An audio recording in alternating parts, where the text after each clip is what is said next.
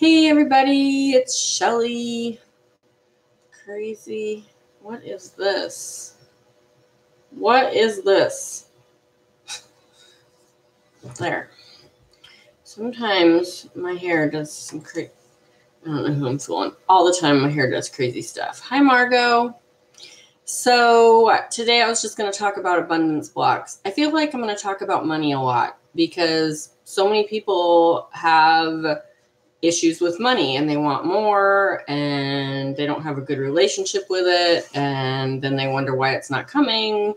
And so I have to remember to look in the camera. I keep looking at myself on the screen. Hi Sherry. Yeah, so I just want to talk about abundance blocks. And so there, if you look up, I want to say it's Christy Marie Sheldon on YouTube. She has this fantastic guided meditation that helps you break through your abundance blocks. I've actually done a little meditation on it too on one of my Facebook videos, but I can't tell you even where that is in the mini Facebook videos that I have. So if you go to my Facebook page and look at my videos, you might be able to find it if you look through my videos. So I might do another one. It kind of takes some time and I don't like to show myself. So I usually like just turn off the camera or point it towards, I don't know, something inspiring or whatever. I don't even remember what I pointed it towards. But just because, you know, you're closing your eyes and you're just listening. So anywho, Christy Marie Sheldon, I know she has like a whole system that you can buy into, but she does have the abundance block meditation on her YouTube site, and it's pretty amazing. So I was just going to talk a little bit about it. So what basically happens in your babyhood and childhood is you are fed all of this stuff subconsciously. Because if you look back to like, you know, your memories, you can't, I know I don't remember anything really before I was like 3 or 4. And even that, it's just like kind of this jumbled up mess of just little snapshots or whatever. And the reason for that is because in that time period, you are learning what your world is about. You're learning what you need to do to keep people and situations in your life happy. So you're getting programmed. So when you are in that age, and even after that, but this is just like a really intense period of your life, you're being programmed on what to believe and how to live your life. And that all like downloads into your hard drive, which is your subconscious mind. And so then as you grow up and you realize, hey, you know what, things really aren't like that, or things really are better than that or whatever, and you try to break through, you're just pulled right back. And you're pulled right back by the most crazy things because we're all connected. So you might be pulled back by, you know, getting in a car wreck and you have to, you know, spend a bunch of money on your vehicle, or you have to buy a new vehicle, or you, your account gets hacked, or, you know, it's just like crazy things happen and you look at it and you're like, how could that be the universe? Because it was somebody else. But the thing is somebody else was connected to the universe and was put in your path for a reason. And that reason is to hold you back to where you're supposed to be in your subconscious mind. And so I know that sounds kind of weird, but it's true. It's so true. So in order to change that program, you can do a meditation and you can figure out where that programming came from. And then you can start to change it. Because if you, you know, grew up listening to your parents fight about money, or your dad never having enough, or your mom complaining that, you know, you can't afford nice things, all of that stuff gets downloaded. And as you grow up, you can look at other people and realize that yes, there's lots of people that afford nice things. There's lots of people that have more than enough money. And so you have to reprogram your mind to know that those things are possible. Like Is there really a lack of money? I mean, if you go, you know, and hang out with people that don't have money, you'll see, yeah, there's definitely a lack of money. You know, you're never going to get out of it. It's always going to be paycheck to paycheck, hand to mouth. And that's the attitude of people. But if you go into a more abundant, affluent group of friends or, you know, business or whatever, you'll see that there's more than enough. You'll be seeing people dropping thousands of dollars on vacations and cars and houses.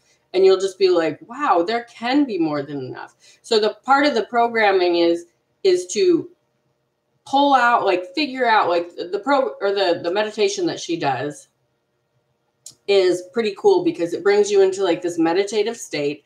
And then she asks your, basically you what you're doing is you're asking your subconscious mind, when did I hear that? So you kind of pick like a block to begin with, like, why don't I have enough money, or why can't I find a good soulmate, or, you know, why are my relationships always destructive? Like, why do I always, you know, just not even just romantic relationships, but why do I always pick people that just use me?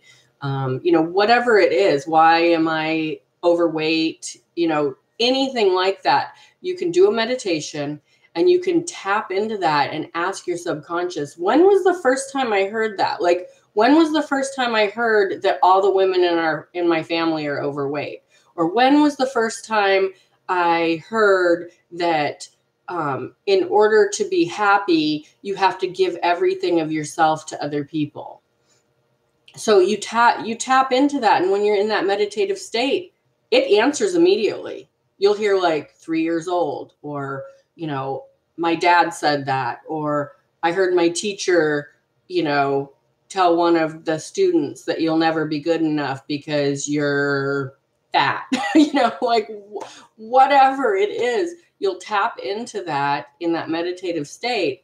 And then you can go, is that true? Is that true that overweight people are never successful? Is that true that in order to be a good person, I have to just give over everything of myself to everyone else because, you know, living a life of service is all about being miserable and suffering? No, that's not the truth. So that's where you start reprogramming it. And then in your conscious mind, as you go through your day and you're like, you start thinking those things like, oh, you know, I'm just going to go ahead and eat this cake because it's just, you know, it is what it is. We're all fat in this family, or, you know, whatever it is. You know, you look at like a new television and you're like, I can't afford that. And you go, no, wait a minute. I can afford that. I can totally afford that. Like, I could literally go down to my bank and get a loan for $500 or put it on my credit card or whatever. I can afford that television right now. So, because you start changing your mindset and you know where it's coming from. So when I did it, I realized that number one, my mom always had, when she had money, she spent money. It was like you would get it and get rid of it as fast as possible. And then even though my dad passed away when I was 8, he did some programming on me too, because when we lived in California, excuse me, we had the white picket. Well, we didn't literally have the white picket fence, but he had bought a home. He had a good job. He was about to be a journeyman printer. He was just doing great. But he also realized, I'm doing everything that my parents wanted me to do.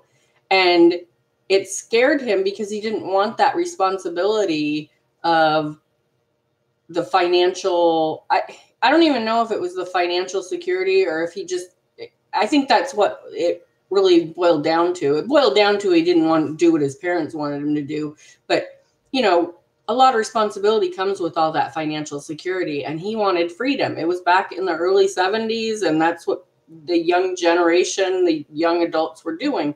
So he literally sold everything, and I shouldn't say we, I was 3. I didn't really have any say in the situation, but he sold the house that would probably be worth $1 million right now. It was in downtown San Jose, stained glass, old Victorian.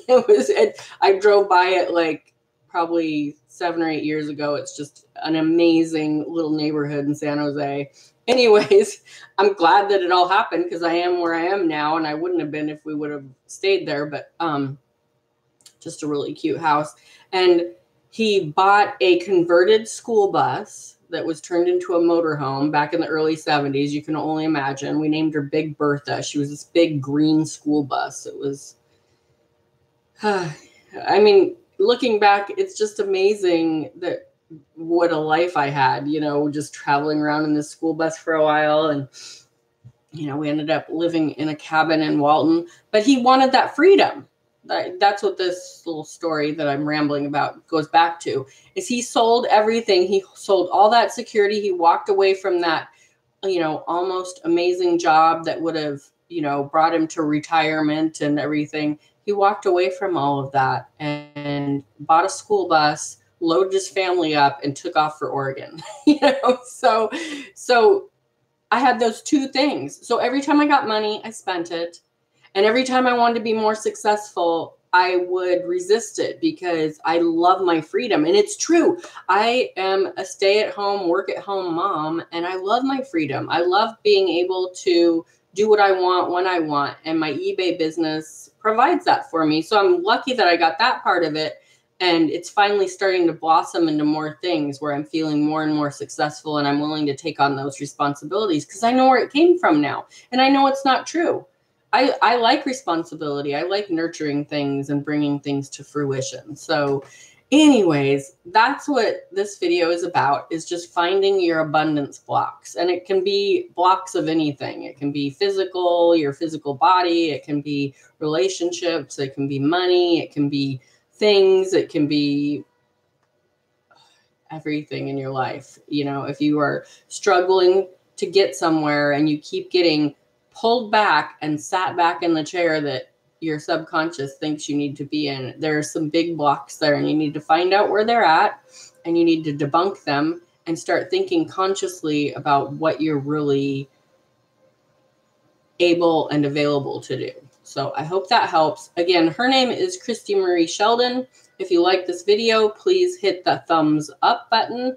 If you want to subscribe to my daily videos, hit the subscribe button and hit the little bell, and it'll tell you when I'm going live. So thank you, Sherry and Margot, for showing up. I appreciate you guys so much, and have a happy weekend. I'll be back on Monday. I need to change this because it says that it's my first YouTube channel. Thank you, Shelly. I really like this one. So you're welcome. My YouTube channel used to be My Two Cents, and I changed it to Creating Happy Mondays because that's kind of like my little branding thing I'd like to do. And for some reason, it keeps coming up My Two Cents when I start my video. So I'm going to have to figure out. I'm learning YouTube. So, okay. Have a great weekend, and I will talk to you on Monday. Bye.